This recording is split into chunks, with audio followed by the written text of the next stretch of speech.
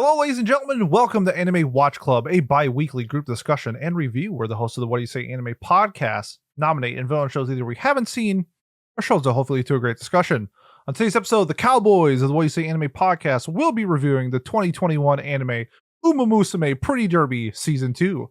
Let's meet today's gotcha gamblers. First up, his horse girl name is a combination of his two favorite racers, Rice Shower and Gold Ship. We have Golden Shower himself. We have Kat. Kat, how's it going? God. That's great. I'm doing great. I'm feeling good. Yeah, I'm ready to talk about the actual good show that I didn't think was going to be good. Yes, I am. Didn't deny it, by the way. Oh, yeah, he did not deny it. Yeah. He is the Golden Shower. He is the one. He is the one Golden Shower. Our first moderator tonight, his horse girl name comes regionally inspired. From Cape Cod, we have Wicked Sperry. It's Miles. Miles, how's it going? In a philosophical essays on probabilities, Pierre-Simon Laplace wrote the following: "We may regard the present state of the universe as the effect of its past and the cause of its future. An intellect which at a certain moment would know all forces that set nature in motion and all positions of all items of which nature is composed. If this intellect were also vast enough to submit these data to analysis, it would embrace in a single formula the movement of the greatest bodies of the universe and those of the teeniest atom. For such an intellect, nothing would be uncertain in the futures, just like the past could be present before its eyes." This concept is often known as Laplace's demon, as made famous in the anime Bunny Girl Senpai. We are the intellect as we watch. I had to hit you with the fart soundboard, bro. Pretty Hey, derby. Miles, that's a lot of words. Mhm. Purple. Purple. Yeah. What just happened? We'll get to it later. It's the central theme of an arc from one of your favorite animes. Pat, you should be aware of this. Yeah. Pat's never beaten the allegations of always getting brought up with Bunny Girl Senpai. But speaking of that, Apparently not. Yeah. it's Pat, our third moderator, or second moderator, sorry. Hello, I can be our third moderator. I'm okay with I'm a that. moderator now? No, I'm just third out of two. Yeah. Or Pete. One of those. No, It's the order. whatever. Yeah, I'm just proposing alternatives. Wow. It's All right, guys. Yeah, let's get started. So we watched Musume Pretty Derby Season 2, which aired in the winter 2021 season. 13 episodes of more horse girl racing. That horse girl can run. That horse girl running, whatever that gif is. And yeah, let's do our first impressions. Why don't we start with Miles? Yeah, so I had submitted this because, people have been like, oh, the show gets better in season 2. I definitely think that is a true statement. I very much liked the first episode. I think that the first episode does a lot of things that I had issues with in the first season. It establishes goals for the characters. It explains the circuit that they're running in, what races are in there, they are important, etc. It's motivation for our main character in such a way that Special Week never really had a motivation. It also shows off her personality using the idol scene where even though she's on a broken leg, she's still sort of being showboaty and, boisterous and having a good time up in that performance. So while it's still kind of silly that they put on idol performances, at least it was used as a plot relevant character development moment here. So I guess that would sort of be the first impressions. I was generally impressed with the improvement early on from season 1. I also think one of the better things about this and why I would say I would recommend this is you don't have to watch season 1. It means nothing. It is valueless to this endeavor. So, if you don't want to suffer through season 1, the correct answer is to not to and watch this, which I think is if you like sports animes or cute girls doing cute things sort of shows, then this is as opposed to last week or last time we reviewed this where I said there are better options out there, this feels like a relatively good option to watch. All right, Kat, what about you? Yeah. So first impressions of the season, I really enjoyed how much more personality was put into the production of the show. It felt like there was an actual goal that they had in mind. There was actual plot that we're going to go towards. And you can tell that in the first couple of episodes. And I really enjoyed that because that's where I had a lot of my issues with the first season, in that it felt more like they were just doing things. Now, I don't think I would go so far as to recommend it, but I definitely enjoyed it a lot more. I think I'd recommend it to people who either like drama or sports anime. That's probably who I'd recommend it. Yeah, drama or sports anime. Okay. Pete, what about you? Man, I feel like I'm gonna be playing contrarian tonight because I was the highest on season 1. I had a really good time with season 1. I thought like it wasn't the perfect show, but it had a lot of enjoyable moments where what I was looking for, I got it. In season 2, I don't know, I feel like it lost some of its charm. To me, for my Love Live fans out there, it's like going from Love Live to Love Live Sunshine, where Love Live Sunshine is objectively the worst Love Live of the series. I feel like that's where we went with this, where everything that was special about season 1 has gone out the window. And I think the switch up from kind of shifting special week into a supporting cast and then introducing a new cast in season 2 was a little weird. And I had a hard time following and really getting attached to that, where season 1, I was very attached to special week. Would I recommend this? The opposite of Miles. I would say I would only watch season 1 and not watch season 2. I do not recommend this. Okay, that's really, I want to digest this for a second. So, yeah, you thought what made this special was like taken away, Yes. and then you sort of referred to special week. So like, one, like the play on words there. Thank you. But two, I mean, we did sort of agree. Like, what did you think about what I would consider to be objective improvements in the, do you like the negative world building of season 1? Like, is that an enjoyable, like, you just like shows that are constructed poorly? Miles, it is a show about girls racing as horses. The logic is already thrown out the window. I'm here for a fun time. I'm not here to feel. And what this show was trying to do was take Teio and make it into this character that I should be rooting for because she got hurt and then she's gonna make her comeback. Why should I care? What happened to my special week? I miss her. Bring her back. Also, lack of Gold Ship. Huge miss on this, where if you had to introduce a main character, Gold Ship was right there in the forefront to take the lead. I have some good news about later seasons for you. Is she the main character of season 3? I don't know. Someone told me that. I have no idea about this. Don't encourage more, please. And that's why I'm putting the nominations ahead of here, and I'll be nominating Musume season 2. Brilliant. But yeah, I don't know. Like it's just one of those things where like you feel it, where it's like the spark that you once loved is just gone. And to me, it just wasn't there. And so that's why I'm just not going to recommend this. Okay, so this is sort of like a marriage where both you and the show are thinking about cheating on each other, because it's not there anymore. First of all, I would never. Second of all, you are correct. He's thinking about it. I'm thinking about it. I would never do it.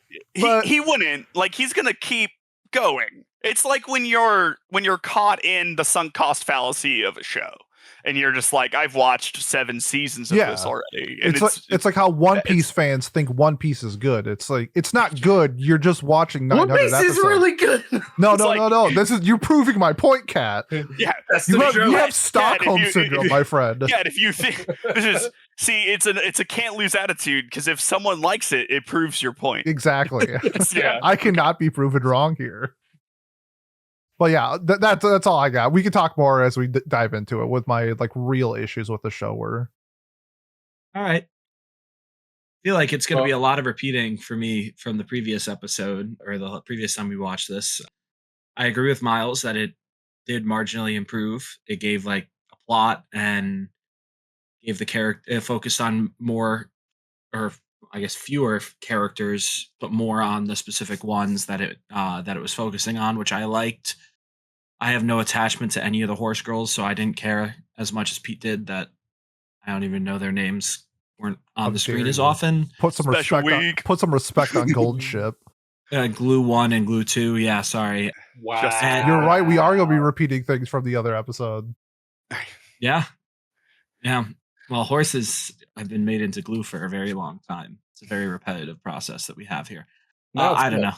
I like again. This one was better than the last time we watched it for sure. But yeah, like that's it. I hate the show. I wish I didn't watch it. Wish I never had to. But that's why we do Watch Club. So To give the audience some quick what we scored for the show, Pat gave season 1 a 3, Kat and I gave season 1 a 4, and Pete gave season 1 a 7. Another note that I want to make is that while I watched this show, I was at the same time switching between this and Bakuan because Oh. I lost that fantasy thing. So Bakuan, I gave a 3, I believe, and honestly, I think I'm gonna make it a 2 right now. I think it's Nice. a 2. It's probably one of my least favorite. It's bottom 5 show of all time, and so it is possible that just like going from watching that show to this, which is like, I mean, genuinely, I'm not gonna, like Uma Musume season 2. I liked it. I thought it was a good show. It's nothing special in my opinion, but like I enjoyed it. I had a good time. Baku, and that is possibly influenced by the Pat. If you want to hate everything about a show, yeah, I know Bakuan. I've heard 2 different Secret Santa reviews about it. I think I'm good. Don't ever give that to me. It has an please. average score now of a 1.5. Yes. A character it tries is. to have sex with a bike. Didn't that Anyways, happen It's like in- Sunny Boy, right? Yeah, it's or Golden Boy, not Golden Sunny Boy. Boy. Jesus Christ! No, it is not like Golden Boy. It wasn't like, oh, the thrill of that the bike gives me turns me on. It was I'm licking its exhaust pipe. I am. Oh. Anyways, Uma Musume. Welcome to Pretty Bakuan Derby Watch Club. season 2. Oh God. If we ever, you guys won't be able to talk. Look, It'll just be me. hey, I have shows I have permanently vetoed from our Watch Club. If you want to permanently veto Bakuan, I'll allow it. No, because it would be catharsis. I would get to talk about it for and have a captive audience for some period of time. Unironically, that'd probably be one of the most watched watch clubs if we made that into shorts. Probably. Okay, so let's talk about Uma Musume Pretty Derby Season 2. The way that I kind of want to break this down for a few reasons is comparing it to Season 1. One, because this was just like 2 episodes ago. Season 1 is relatively fresh in all of our minds. We just watched it a month ago. And because, like this version or not, I think everyone besides Pete thinks that this is a step up from Season 1, and it does things differently enough in order that I think this like compare and contrast would be like an interesting way to go through the show. So I guess to do the first thing, we'll talk about Tokai Teio, who is the main character of this show. So she is presented early as, like all the horses that we see are like a successful racehorse. She, in the first episodes, wins the second leg of the Triple Crown. She's trying to live up to her idol, who is the president of their fucking lost island of a purgatory of a high school that they all stay at forever. They never graduate, do they? They do not. They're, again, I'll get to talk about this stuff, but cool. you'll notice through the 4 calendar years that this show takes place, 3 to 4, those middle schoolers never grow up. So, yeah. Until they do. And yes, in next season where they're the main characters, but you know what? No one else graduates. So, like the president who had won the Triple Crown and had been an undefeated, champion is still the president of their school. So, who knows? But so she's like trying to live up to this goal. She, wins the second leg of the Triple Crown in like going away fashion. and you see her at the end, like there's some there's some sort of injury happening with her because people with like a keen eye, her trainer, who is the trainer from season 1 but a different human, and we'll talk about that later, and the president, who is watching her protege, notice that she has some sort of injury by the way that she's standing and performing.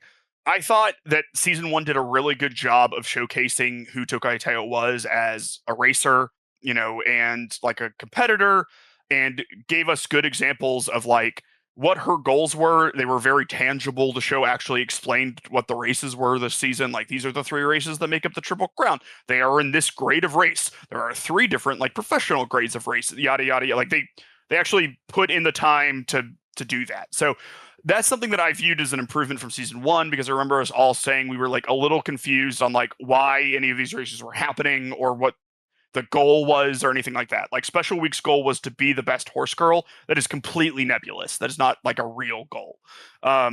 Where Says or you. like yeah, I mean, it's not, you know what I mean? Like, I don't know.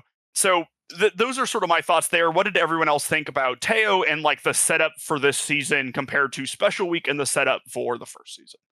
So for me, I really enjoyed Teio a lot more than I did Special Week, mainly because Teio felt like she actually had some. Okay, that's an L take from Pete. Ooh. So so I enjoyed Teio a lot more than I enjoyed Special Week, because Special Week was upbeat and very Genki girl esque, but it felt almost like delusional, and it kind of put me off of the show. Teio was a little bit more like reasonable when it came to things. Of course, outside of the comedy aspects of her personality, she had doubts, she had things that she had to work through, and it felt a lot more realistic, and I could relate to Teio in a more reasonable manner, which helped me actually like the show a little bit more. Not to say that I actually wanted to that if season 1 did it, I would want to attach myself to Special Week, but it's one of those things that like Teio was just a more relatable character that I could actually, I could actually root for. That's the word. Yeah. I like Teo more than Special Week as well. Not that that's really saying much. They also still felt like the same character, though. What a bar. Like they feel like they were both just, oh, I want to be the best, which, again, that's the nature of sports, right? Like, or sports anime or competitors. Pokemon. Yeah, I mean, yeah, the characters in Pokemon aren't very deep either. That's not a strength of the show. I don't know. I thought she had cool costume designs. That was cool. A lot cooler than Special Weeks or whatever. Yeah, Special Week, that's her name, yeah. I'm just looking at her and I'm trying to think of anything else to say about her, and I just Do you mind if I highlight what I thought the differences were in the character? And you can, yeah. So like, definitely similar, right? In ways, because like, one, there is like a type of personality that gets to be the main character of a show like this. But there are a few things about Teio that I thought were more, I guess, were like relatable or seemed to fit the world more. So like, I think we talked about this like pre-show, but like as she's doing her performance, even with the broken leg, right? Like, she's very cocky about it. She's like having a great time. She's sort of relishing in the victory, and she's a lot more energetic about that aspect, than Special Week, who is like, oh, I have to do this thing. Like, she wasn't like locked into that aspect of the thing at all, where Teio sort of is. Then I think there are a lot, and we'll talk about this later, but the relationship between Silent Suzuka and Special Week, as opposed to McQueen and Teio, where that's a similar relationship, right? You have like these good friends, fellow competitor, sort of view each other in like positive lights, push each other to do better, sort of thing. I think what I see the difference is that Special Week's goal was to run with Silent Suzuka, like at all, like race with her.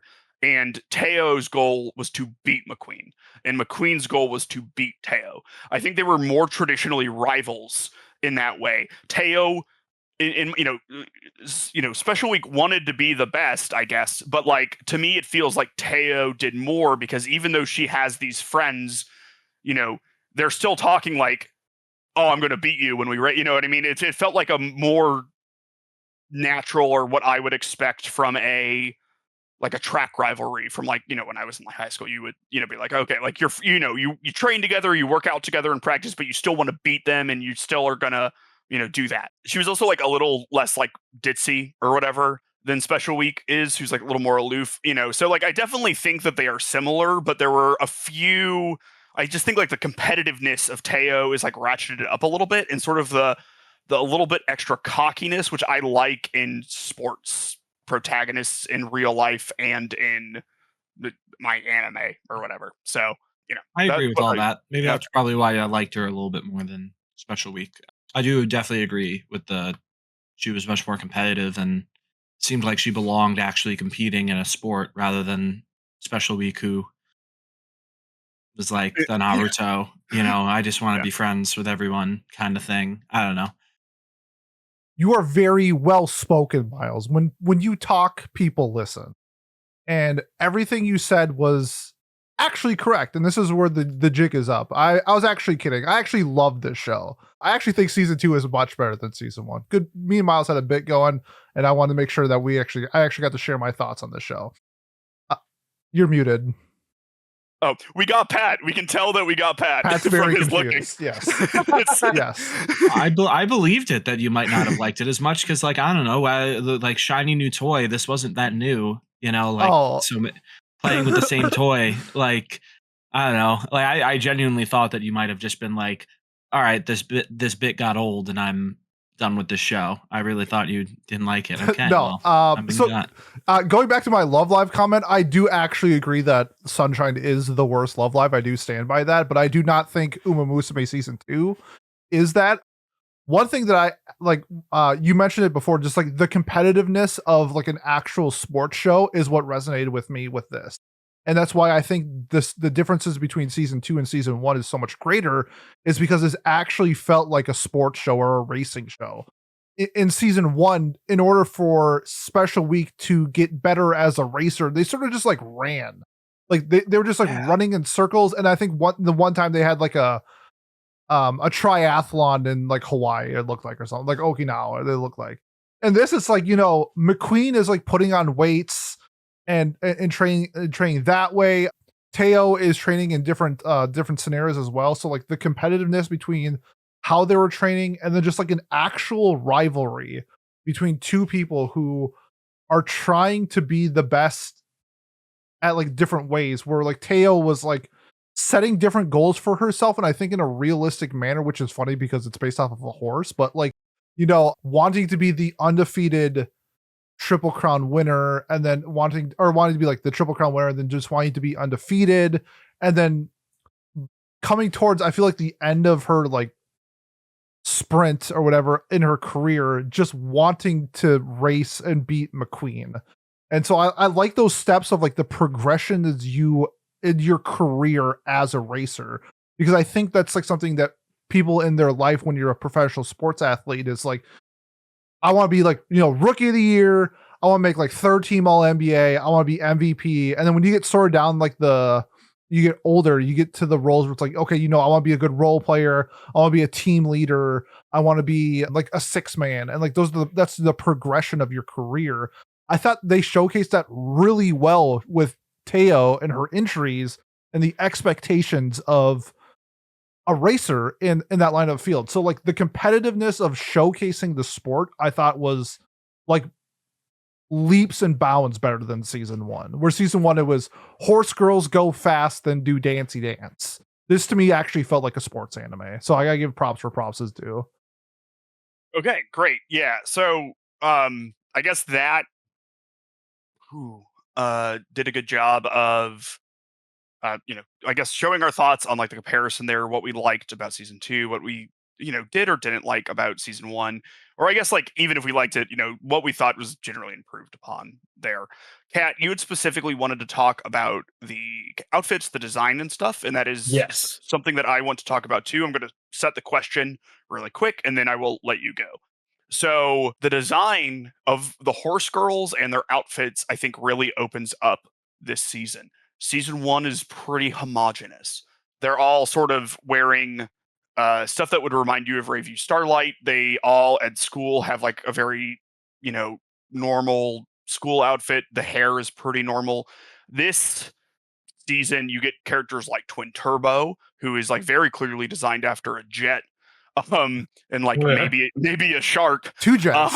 Two jets, yeah, actually. Two jets. And then you get different costumes and stuff that have, that are less traditional, I guess, in a way. So I want to ask everyone, did you like that change? Because I could see this going either way. I liked it.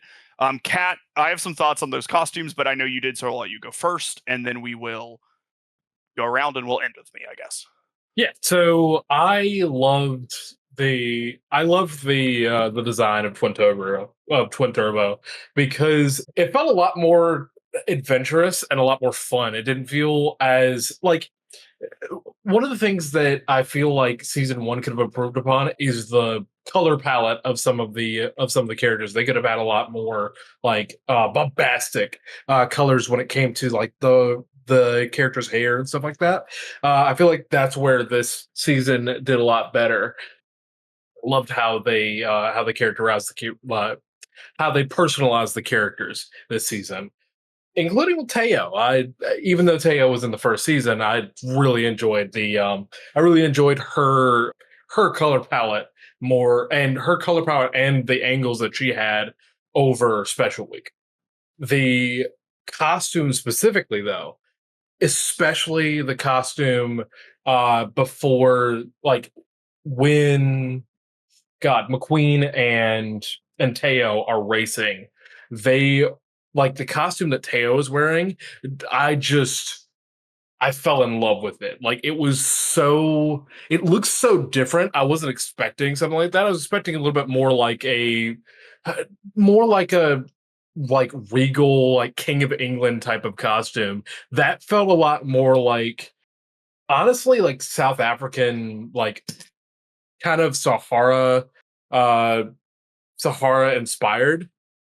It just felt so good, and it made me want to root for Teio more, because not only did she have like a really good like story arc, she also looked cool as fuck too. So but yeah, I love the character designs and the costumes this season. Man, the character design stayed really good, and all these different costumes that they had them wearing in races, they should like make a mobile game about it and have them just all be different stats in each of these different outfits. Different ranks for like if you pull like the cool Teio one, that's like the S rank one, right? Yeah. And the one that she won in, that's the S rank one, versus in this one, like I don't know, like they were cool. It's like it's where all the budget goes, right? That's the whole purpose of this show, is to show that stuff off. I agree, they were better than season 1. The characters themselves, I guess, were. I like Teio more than Special Week. Otherwise, I didn't really notice too much about the characters, other than the random.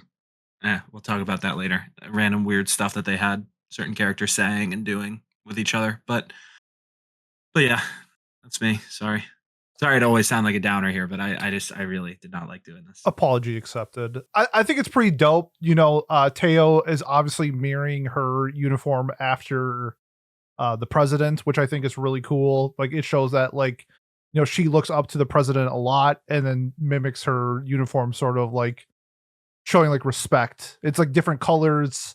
The shoulder thing is on like her right shoulder, where on the president's it's on the left. So I think that's kind of cool. Like the contrast between the two. I thought the character designs in season 2 were just some of the best I've ever seen in anime. I think they're insane. Like I think Twin Turbo is like an insanely incredible designed character. Like if you're looking for that spunky, kind of crazy, fun character, like she has all the attributes that you are looking for. I think like her outfits are loud when not when she's racing, because she's in whatever division and she has to just wear the number tag like you were in elementary school to identify who you were when you're racing. Like not that, but her casual clothes are like nuts. Like it's so well designed. Rice Shower is stunning. Her design is absolutely stunning. Like Pat said, this is where the budget went to, and that's where it's supposed to go. Like it's so cool to see incredible designs like this, and then looking at season 3, it continues. Like I mean, whoever's design, like the design artist for these characters, is doing an incredible job. Like these are so well made designs that I can't get enough of it. Like it's one. There's like a show called Hypnosis Mike Rap Battle, which is about rapping, but like the designs of the characters are like one of the biggest reasons why I kept watching the show. This is the same. I just think the designs are so sick. I love it. All right, Miles, you. Doesn't Hypnosis Mike also come from a mobile game? Yes, it is a mobile game. Correct. It's hard to tell what comes first or last because I was like on my phone and it was like, oh, play the Delicious and Dungeon mobile game, and everything has a fucking mobile game. Yeah. So I don't know if that was the origination of Hypnosis Mike. Do you, Pete? I think it was an anime. So it was like the mobile game was planned with the anime, where if the anime was successful, then they were going to put the yeah, okay. And then so then it did. The year Hypnosis Mike came out, it outsold One Piece in terms of revenue. Oh my god! Yeah, okay. It was like the number 4 thing in Japan. It's Uma Musume for girls in Japan. Okay. So source is mixed media. So yeah, it sounds like they were both kind of made at the same time.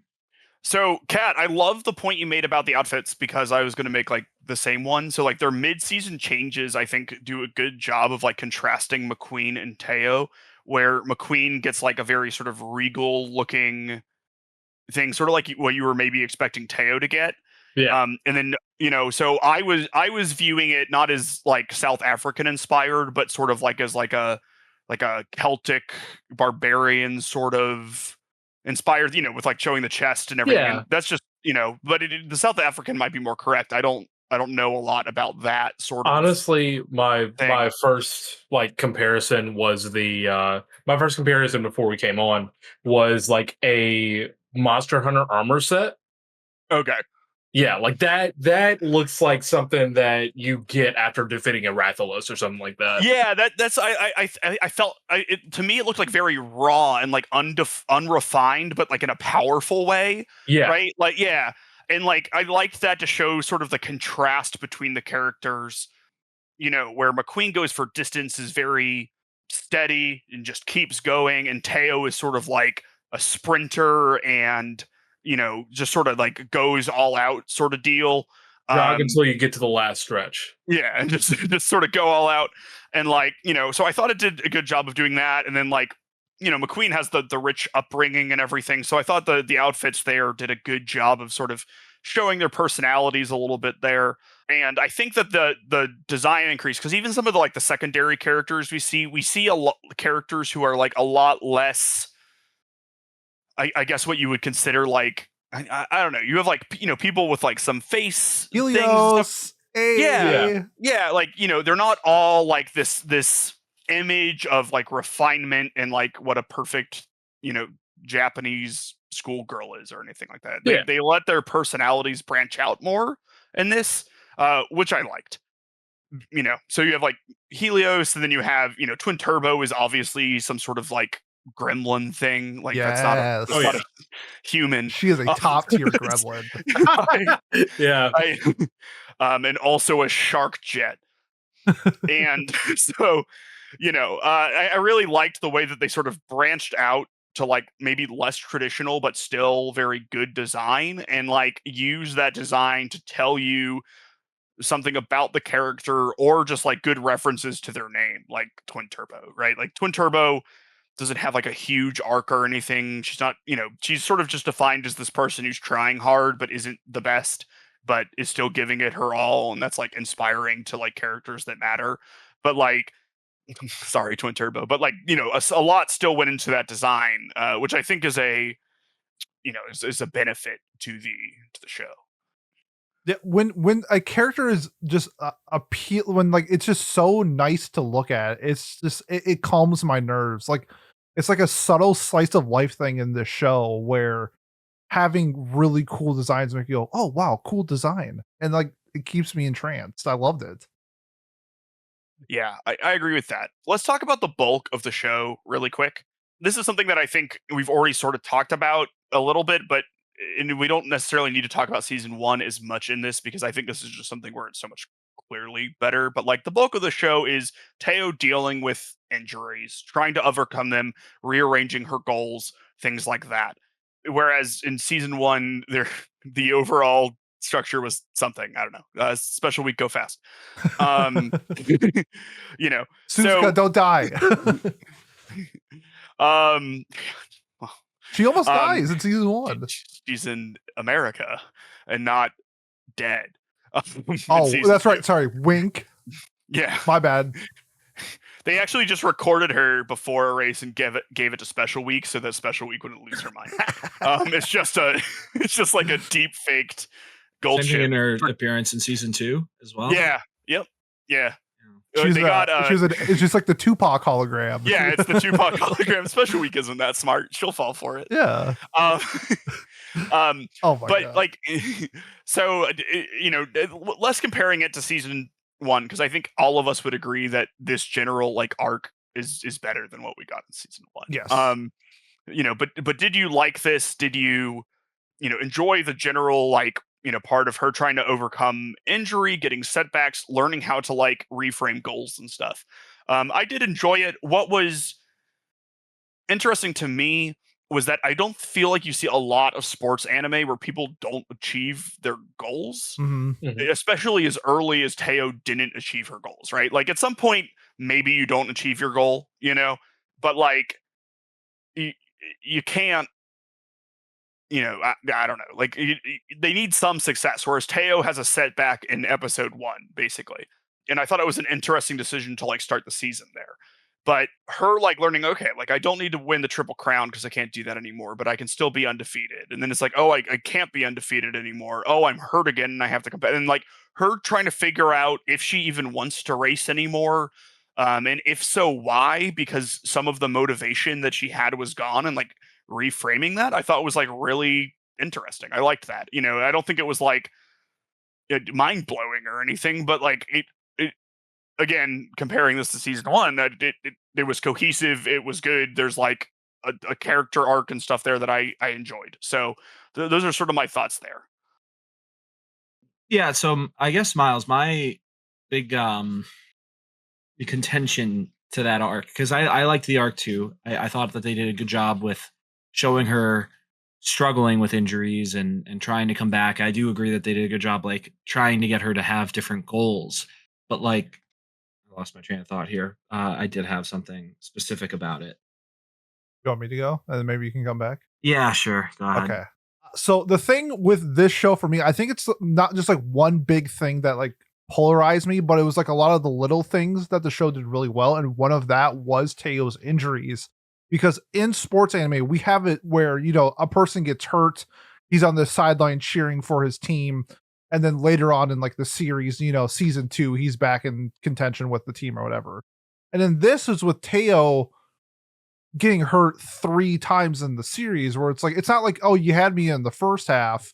Like they had me going the whole time. I was like, there's no way she got hurt again. Like there's no way. How is the story going to keep me engaged? Because I was getting a little nervous because it's like it's the same injury again. How many times can you come back? How many times can you be the underdog and have me cheering for you? And I think every time it did it pretty well.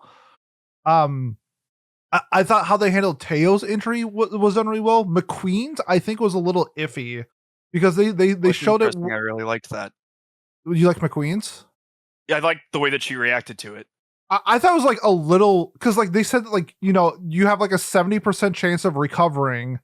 And then even if you do recover, it doesn't mean it's going to be perfect. But it's like you see Teio coming back from so many injuries and trying. And it's only not until the 3rd time where she considers retiring. Like she busted her ass all the time to get back into where she was. And then McQueen had like one setback where like, yeah, is it possible where like this is career ending? It's possible, but we don't know that. And I really would have liked to see her like channel her inner Teio and seeing that that's what she saw from Teio and being like, okay, I'm going to put in the work like you did. Like if we're going to be on the same level, I'm going to compare my training, my recovery to you, because that's what I look at towards you for a rival.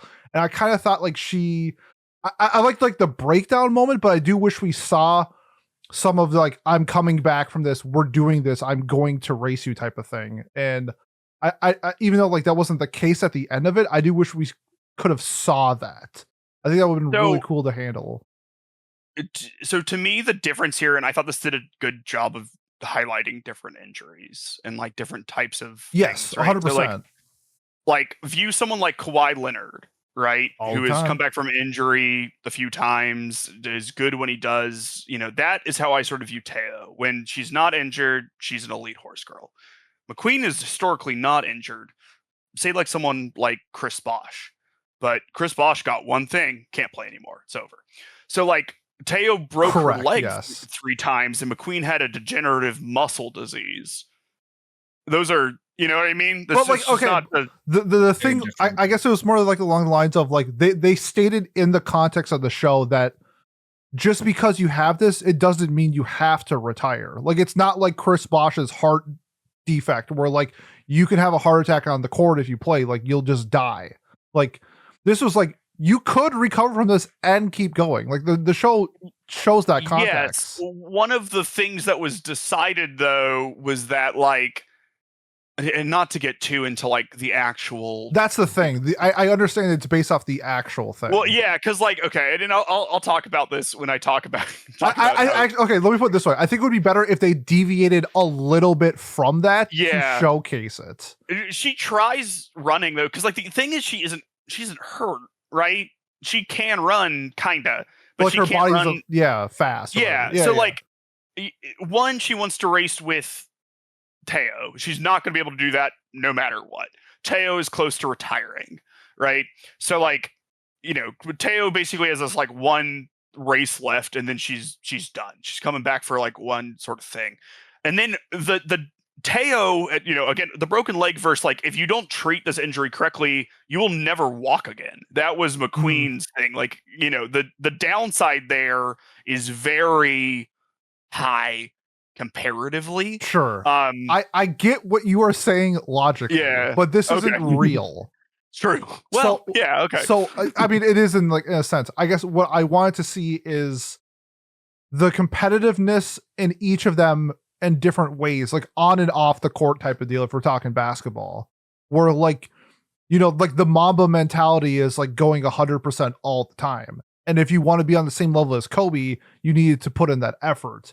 I think it would have been cool to showcase that with McQueen in her recovery, and whatever type of recovery it is. It doesn't mean she has to be back to the racehorse that she was, but it's sort of the dedication that you saw Teio come back from injury after injury after injury to get to like a point in her life where like she's happy. Like Teio is like in a good spot. Like she understands the circumstances that she's in, and she's willing to go through whatever it is and then readjust her life accordingly. We're like, I wish we saw that with McQueen. It would have been cool to like mimic that mentality.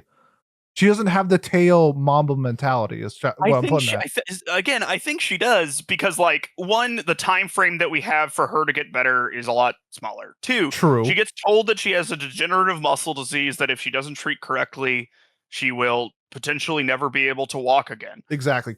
Then she goes immediately to try to run to stay in shape for a race that she wants to enter, and ends up collapsing. Like, you know what I mean? Like, Kobe Bryant can try as hard as he wants, but you know what? That time he ruptured his fucking Achilles, and he had 2 free throws on a ruptured Achilles. That's the Mamba mentality. Yeah, baby. He really fucking stupid. Really stupid of him to do. He almost ended his career.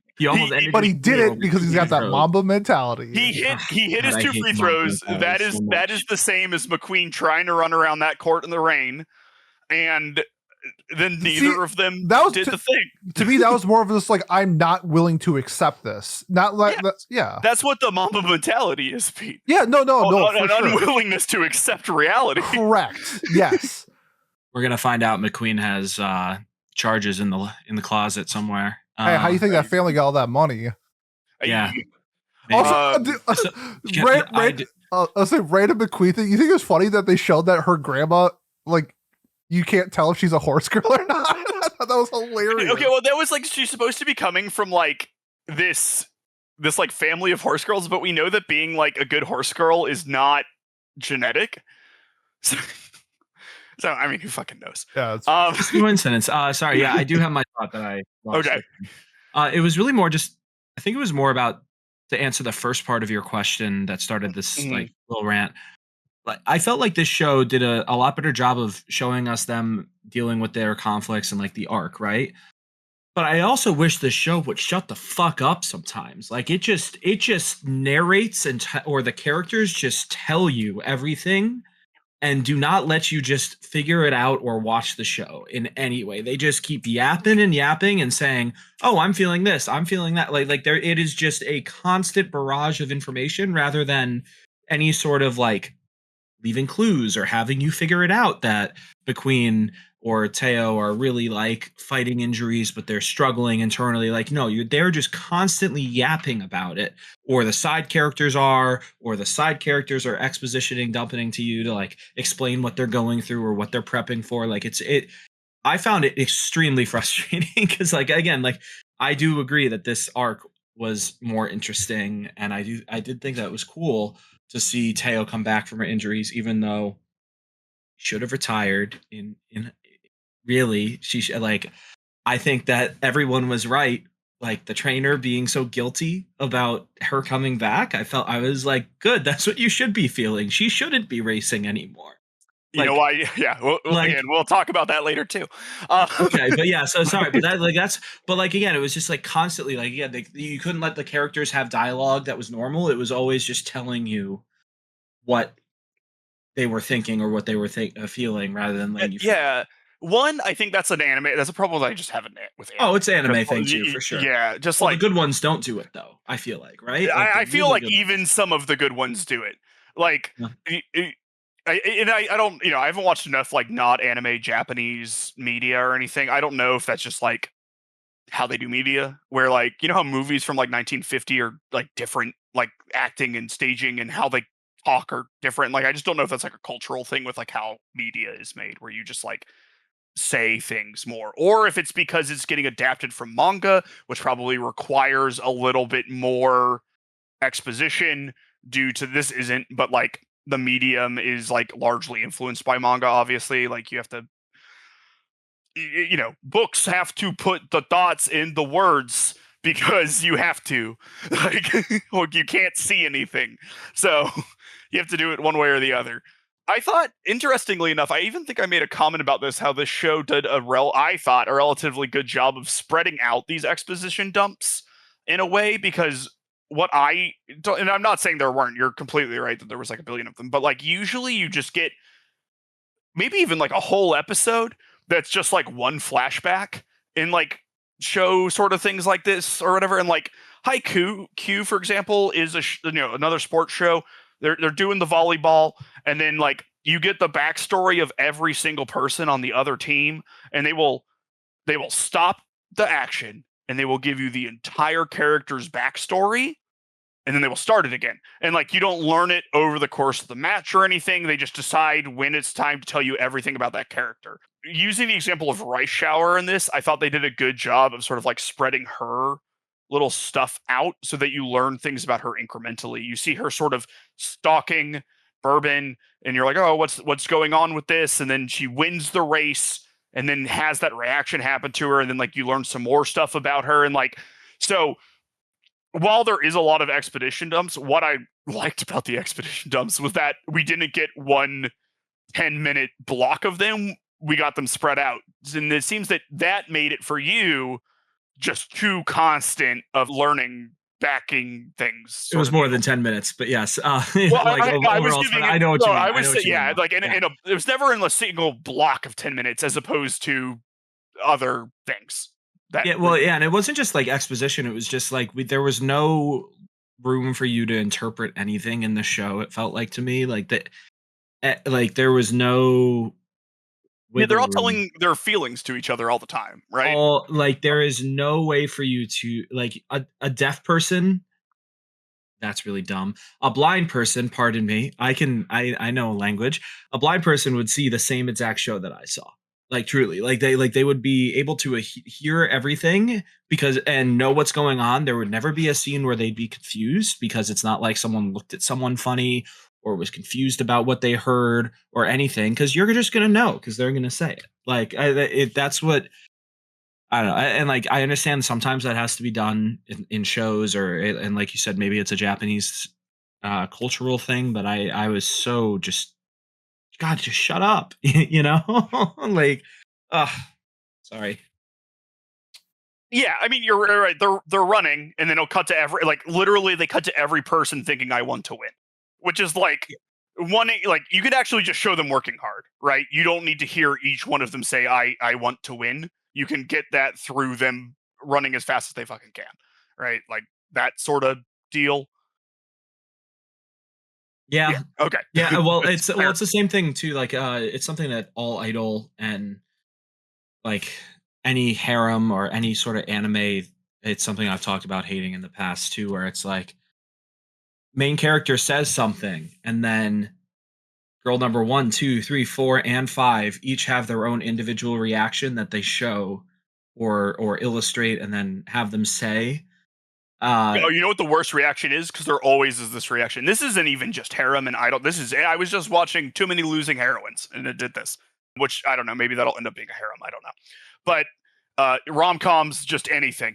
It's someone says something, cut to reactions, cut to probably the main character who just says that person's name. They just go, name of person that just said the thing. And it drives me insane every time it happens. And this show does it a lot.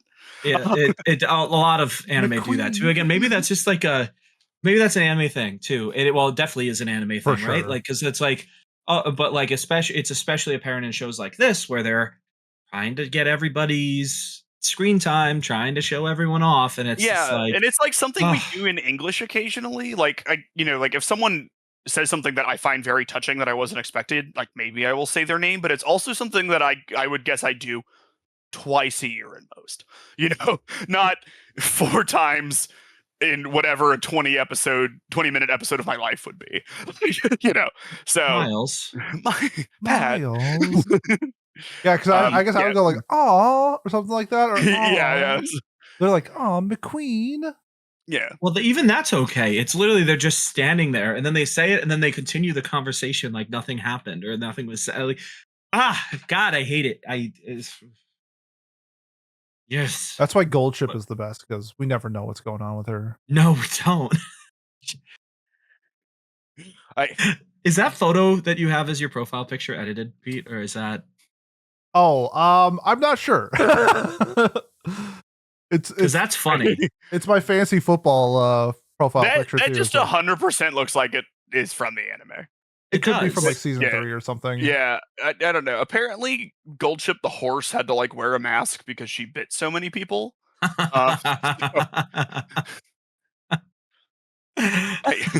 Season 3 is a 10 then, if that's it's just no.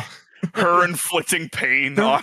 Can we talk about like the little funny bits that they have in this? Show? There were some good running gags in this. Yeah, because there's one with Goldship where I think Special Week punches her in the stomach. And then everybody starts laughing, and then Goldship is like, "No, that really hurt." And she's like on the ground, like screaming in pain. And everyone's like, "Ah, we're so funny." And Goldship's like, "I'm dying." And then the hairdresser bit was so funny, where they were always wearing a helmet. And then and then at the end, the person who kept getting their hair cut cuts the hairdresser's hair while she's watching the horse race. And then during the horse race, they must have a fight, and they both shave each other's hair off. And I was just like, I don't know, like those little like tidbits. It's like 2 seconds, and it's just like I just put a smile on my face. There was one of them where the hairdresser and like the lady whose hair she always messes up were not in the hairdressing thing. They were like watching it, and then she just pulls up scissors and snips it.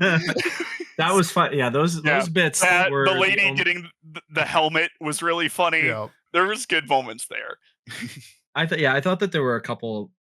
This might have like bumped the show's score for me. Truly, like a couple points. Like truly, like the recurring bits were very funny when they happened. I thought I wanted there to be more of them. I felt like, like there and less involved with the main characters. I liked it more when they were just like the random side characters they were showing, because it gave like a purpose for them other than to just be like Yeah, I think someone else to cut to during Yeah. the races to say their name and to gasp or to cry because they're just watching a race so beautiful by horse girls that they're crying, moved to tears. Yeah. The bit with a special week in Suzuka at the end where like Teio wins and then special week has her phone up and like even Suzuka is here to cheer you on, and she's like, oh wait, she's not on the phone. It's like you never even called her, and then she pops up behind her or whatever. I'm just like, I don't know, it's so dumb. It's just, it puts a smile on my face every time. And the doctor, yes, I'm the doctor. Yeah, Ishidas. It's just like very, and then like I liked there was a bit there are good like gags in this, like when the butler's calling the trainer and it just says like McQueen's butler or whatever, like on the like not his name or anything. It's just it's McQueen's butler. Speaking of like supporting cast, I guess I think the main like B plot in this was like Rice Shower. I think there's two. Okay, what was the other one? I think because I thought they were going to go this route for season 3, but was setting up I thought Twin Turbo would be the main lead of season 3. The way they set up, no, not at all. But like, I thought they were setting that up for the up and comer picking a rival and then showcasing that later on in the series, but then it's obviously not. But I also thought that was a B plot as well. If you want a season about Twin Turbo, what you need to do is go back in time to 1992 and make Twin Turbo a good horse. Ooh. Because I don't think she ever ran in G1. No, but she owned everyone in G3. Amateur. Yeah, but she was good at G1 and G2. Her running style is so funny too. That's actually apparently like, so I like reading on the Japanese horse wiki, which is a thing. He's not making that up. The horse apparently just like always went full out and like came in first or last. It was like the two options for the horse. They were just like, fuck it, we ball. That is the God. If Goldship didn't exist, Twin Turbo is the GOAT. No, the main characters for season 3 are the Black and Diamond, right? Yeah, the girls who were cheering for McQueen and or Teio, which also makes sense. Yeah. Kind of. Makes sense. The aging process doesn't make sense, but it makes sense that they're it's not real. But yeah, you're right about the Twin Turbo and like that sort of thing being like a B plot.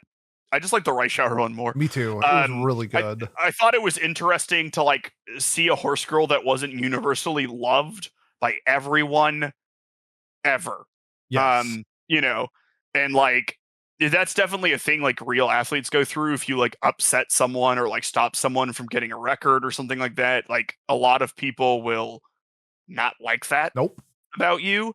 Like this is obviously differently motivated, but like when Hank Aaron was breaking Babe Ruth's record, there was a lot of people took issue with that. I wonder what type of people. I wonder what difference between Hank Aaron and Babe Ruth those people latched onto. Which is silly because Babe Ruth is Dominican and but TVs were black and white back then. That's true. So they don't know.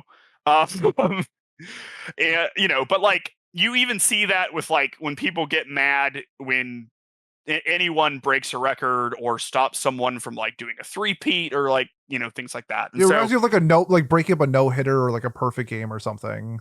Yeah, it's just like that's lame. Like it's a perfect game. Hit a bloop single in the ninth that means nothing, but like whatever. But like I thought that was interesting, and I like seeing the other athletes like support her. I think it's also something you see on like the Olympics a lot of time where like people will hate on like a different team or something and be like, oh, they are too cocky or oh, they're whatever. I don't like that they do this, but like everyone in their sport likes and supports them.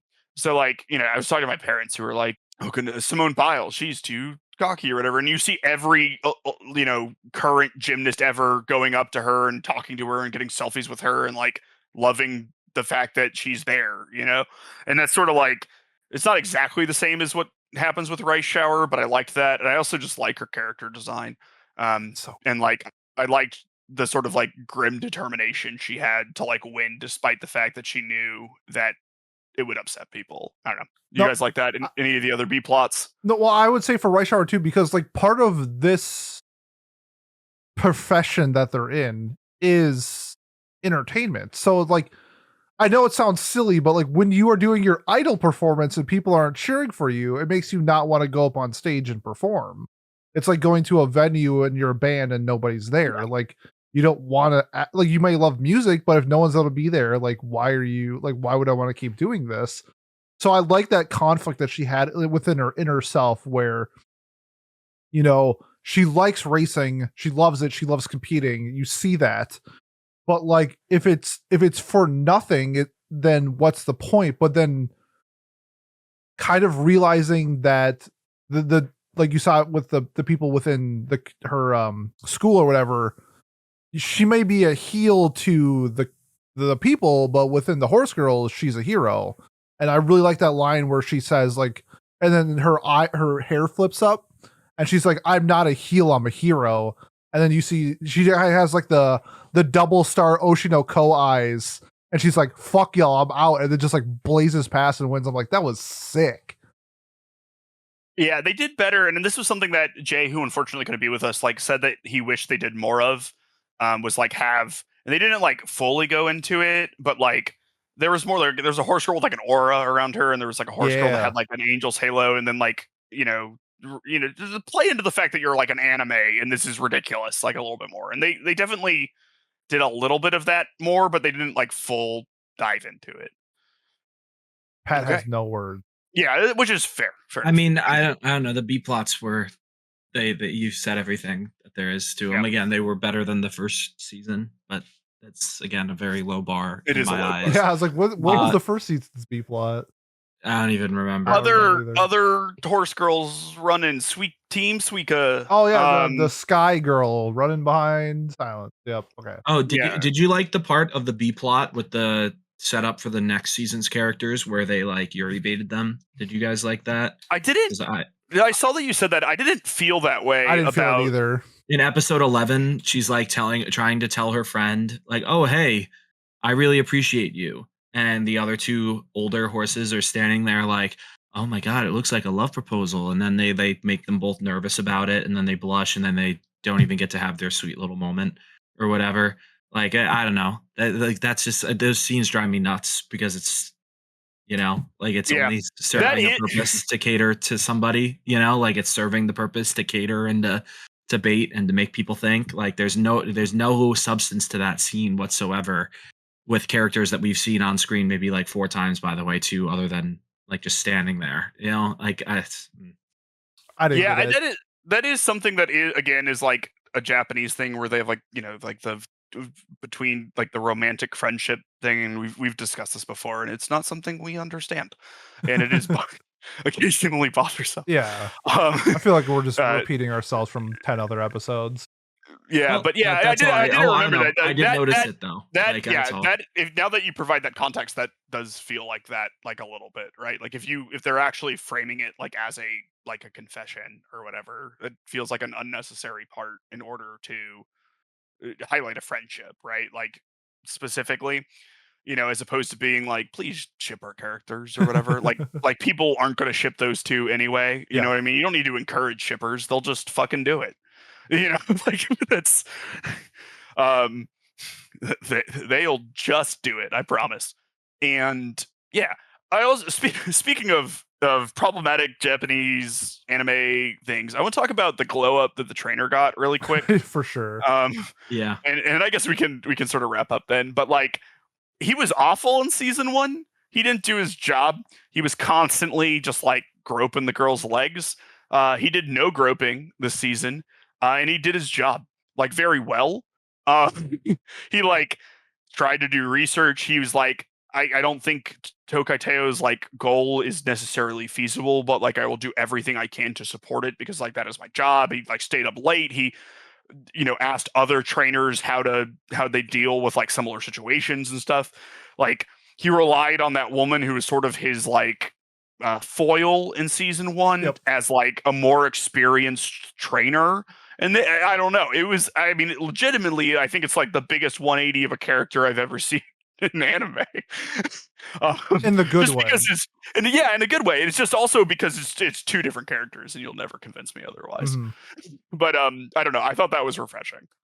I don't know if there's anything else to. Did they change his haircut? Because there were some scenes where I felt like he had part of the side of his hair like shaved, but then there were some scenes where like it wasn't, and I was confused. One side is shaved. Okay, that's what I thought. That's a terrible haircut. I just gotta say that.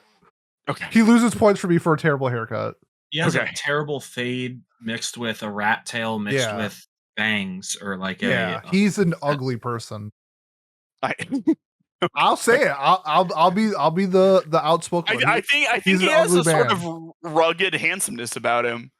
He looks like he does like illegal drugs in Japan, which is really hard to do, but he looks like the type of guy that does it. I think like he's got a nice square jaw. I don't know if I bet he cleans up well. Bro, he is not going to date you. He will not, because this person is probably dead, like True, most of the characters in this show. Okay. Yeah, I don't know. There's not really much else to say about him.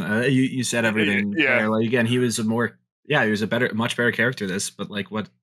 Where did his old? Was it shocking to you? Like when you were watching this? A little bit. Like, he didn't rope anybody. Like that's crazy. I mean, he was. Was he that bad of a trainer specifically in season 1 that we saw? Like, I feel like when he was training them for the idol performance, he's like, "Here's $10, go to karaoke." Then he just had him like run. But in this, he had like regimens for each of the horse girls. Right, like he like customized. Like I don't know. He wasn't like not a trainer in season 1. He just didn't feel like a particularly good one. In this one, he was like, okay, you need to work on this, so you're going to do this. You need to work on this, so you need to do this. You guys are competing, so you have to stay away from each other. He like did things. He was up until all hours of the night, like researching like horse girl medicine or whatever that book was called. Yeah. It was something silly. I don't know. They showed him doing stuff that was part of his job, as opposed to him just hanging out while they were exercising. Mm-hmm.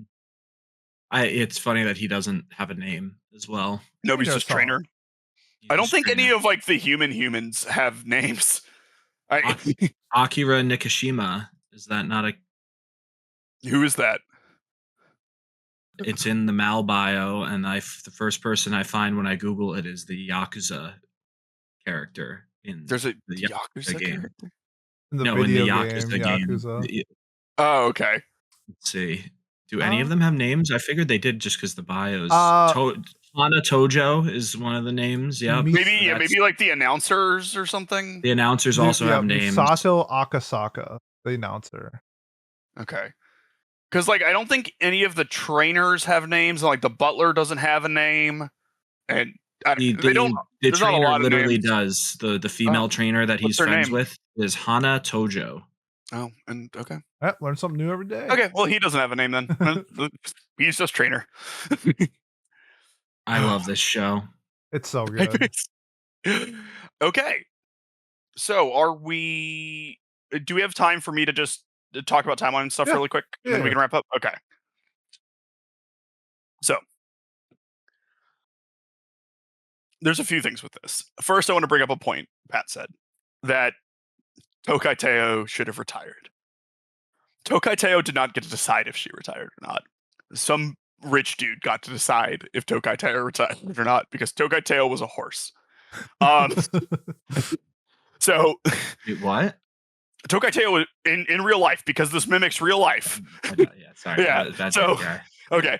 So like, again, not the intent of the authors or anything, and there's plenty that you can take about this about overcoming injury and stuff. But when you think about what this literally is, these horses repeating their lives, it just takes away all free will. Like, Tokai Teio doesn't even get to make her own decisions, actually, we're learning from this. There's just the decisions of whoever like owned her. That was sort of like why I brought up the Laplace's demon, right? That like an entity that knew the position of everything could like predict exactly what was going to happen. Is that these things are going to happen and what the decisions are, and so you can like predict the future of the horse girl world in some ways. Now there are some ways that maybe this isn't true. We've talked about the aging process of it. This all happens over like 3 seasons or so, and because there's like McQueen's trying to three-peat a race, so it's at least 3 seasons that we see in this, plus the season in season 1, and none of them age, none of them graduate, none of like the middle school girls are middle school girls still.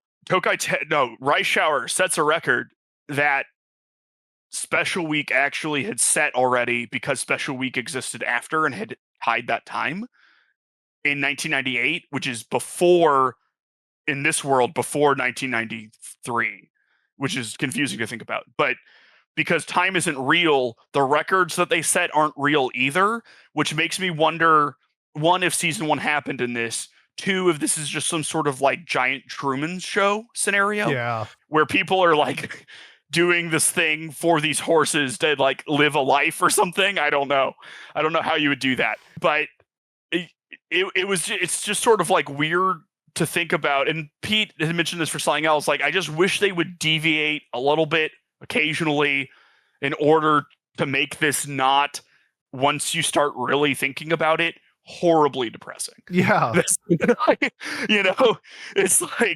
and again, it's like, it's not the intent, but like when you think about what this world is, it is horrifying. There is no free will. None of their accomplishments are real, and the decisions that they have to relive that they have in their head aren't even decisions they made in their past life. They're decisions their owners made. Like you were saying, like, oh, I wish McQueen had gotten better, but you know what? Some old man in a fucking suit decided McQueen was better as a stud horse at this point, and that's what happened. So McQueen never gets to run again. McQueen cannot take inspiration from her best friend. That it can't happen. Which is, I don't know. It's still a thing that like affects me when I think about this, because to me, it is possible to make this show and have these girls slowly become aware of it and turn it into a horror, like a psychological horror show. Take her off. And I would love that. Oh, I know you would. I would give this show a 1,000. But now I can just come up with, but you were thinking, oh, wouldn't it be cool if Twin Turbo had an arc? Again, that can't happen.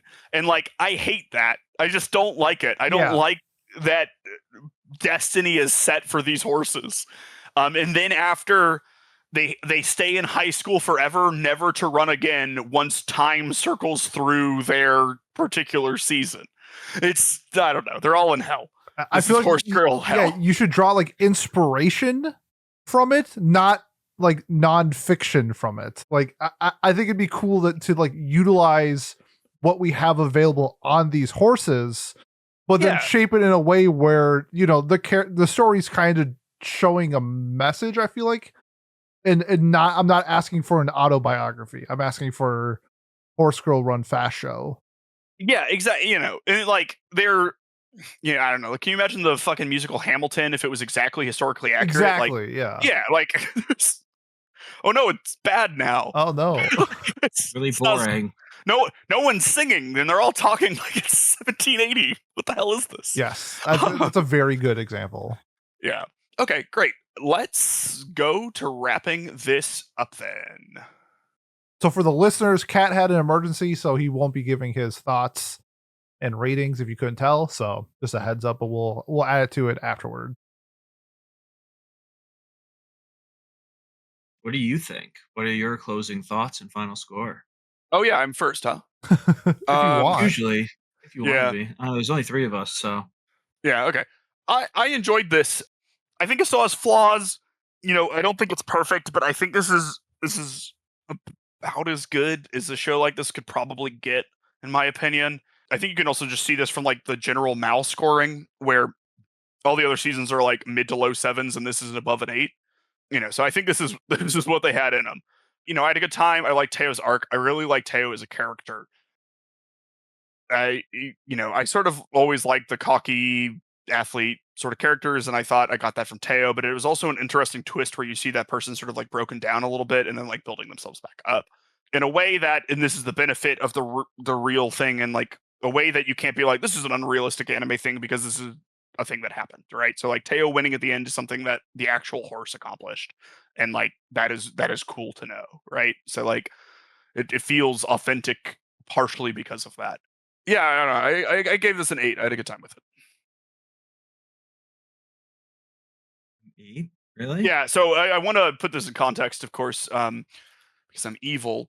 And okay, well, one, remember, I was watching Bakuwan. I understand that. An 8 out of this show was very good. Wait till he hears my score. Yeah, wait until you hear Pete's score. But yeah, I think this is an 8 for me. Is it probably a lower 8? Yeah, but like I had a good time throughout the show. Nothing really stopped me from enjoying any particular episode. And like to me, that is an 8.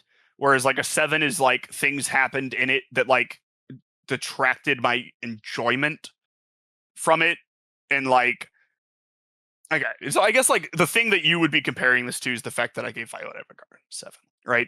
So like, that's not even what I was thinking. Okay. But now that you bring it up, that's a very good point. You know, like I understand Violet's a super soldier, so she's annoying, so that's why it shows a 7. But like every other aspect of Violet Evergarden is better than this show, is what I would counter with right now. But this show doesn't have anything that like actively detracts it from me, because the things that I didn't like about season 1 are mostly absent, right? Where someone like you who has problems that persist, I imagine, will score this lower than that. But like I don't mind the nature of it as you do. Like the existence of it isn't offensive to me. What was offensive to me about season 1 was that it felt like a fucking kindergartner wrote it. Like we're up to 3rd graders now. Yeah, fair enough. All right, Pete, what about you? Yeah, I'll list my complaints first. Lack of gold ship, real lack of gold ship. This was another plus for me, the lack of gold ship. Okay, watch your fucking mouth. Her leader bit was so funny. I love that. Just like when Teio got hurt, she's like, "Here, just ride my scooter that I have conveniently," and then also just gives her a wheelchair, which was hilarious. Gold ship is always and will be the GOAT. Yeah, outside of some like issues I had like with McQueen. And that's really about it. I really like Teio as a main lead. I can see why she's the most favorited horse girl right now on Mal. It makes sense. I think she was a really good character. I also think that this is just in general a very good sports show. I think it showcased a lot of the things that I like seeing in my sports anime. It's competitive. It shows like you mentioned it before, like routines that they were going through, they get better and stuff like that. And I thought the races themselves were a little bit better than season 1, where like Teio got like 5th in one of the races. I was like, oh, that's an interesting placement for a character. Like normally it's like, they're 1st, 2nd, or last or something like that. It's like, oh, she got 5th. Okay, cool. Like didn't see that coming. Yeah, just really enjoyed like a lot of the elements in this. Like I said before, a lot of like little things added up to my score. If I could give this like an 8.5, I would.